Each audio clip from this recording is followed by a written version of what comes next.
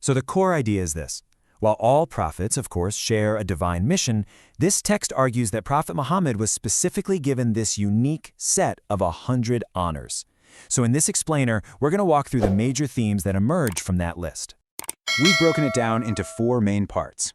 First, we'll look at his prophecy before his worldly mission. Then his unique status on earth. After that, his role in the afterlife, as the master of the first and last. And finally, how all of this extends to his community.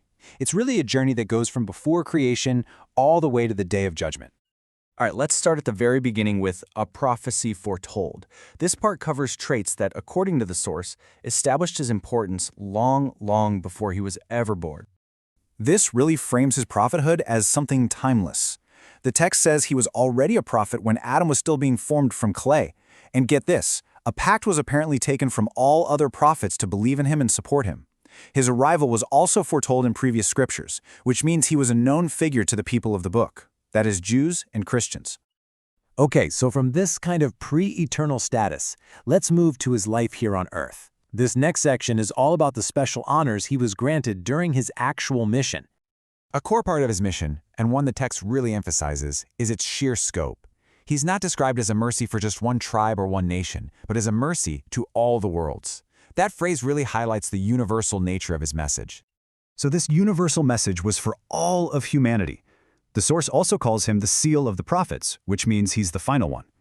Another really interesting distinction it points out is how God speaks to him in the Quran, never by his first name, Muhammad, but always with titles like, O Messenger.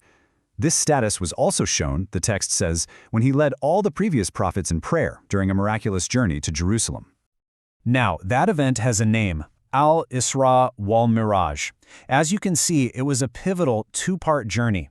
First, a night journey from Mecca to Jerusalem, and then, from there, an ascension up through the heavens. And all of this is described as happening in a single night. Let's just break that down for a second.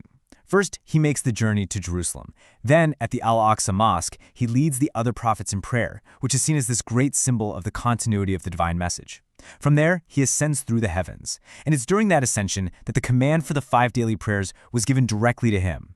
This whole incredible experience is listed as one of his exclusive honors.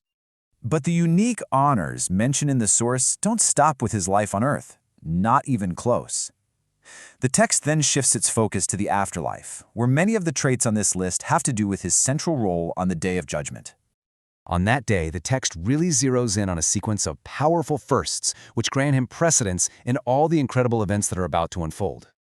The very first of these honors, right as the Day of Judgment begins, the source states he will be the first of all creation to be resurrected. After the resurrection, he's described as being the first to perform what's known as the Great Intercession. The text paints this picture of a moment when all of humanity is desperately looking for someone to plead to God on their behalf, and this role, it says, is given exclusively to him. And finally, after the judgment is complete, he will be the first one to arrive at the gates of paradise, the first one to knock, and the first one to be granted entry for himself and for his followers. Now, this is where it gets really interesting. The final theme in our source material shows how these unique honors don't just stop with him, they actually extend to his community of followers, his Ummah. So how is his community distinguished? Well, for one, the source calls them the best of nations. On the Day of Judgment, they'll act as witnesses for the previous prophets against their own nations. And following right behind their prophet, they will be the very first nation to enter paradise. The source also gets pretty specific about the demographics of paradise. It claims his followers will actually make up the largest single group of people living there. And what's more, the source mentions a tradition saying that his entire community will eventually enter paradise. There's just one exception: those who refuse. So how does someone refuse? Well, by consciously choosing to disobey the divine commands that he brought. So, to bring it all together, from a prophecy that existed before creation itself, to a universal mission on earth, a pivotal role in the afterlife, and a legacy that carries on to his community, these 100 traits, as laid out in our source, really build this sweeping narrative of a unique spiritual standing. And all this leaves us with a final question to think about. In our modern world, with so many different beliefs and viewpoints, how do we understand and interpret these concepts of a prophet's unique status? It's a question that really invites us to think about what these traditions mean to people today.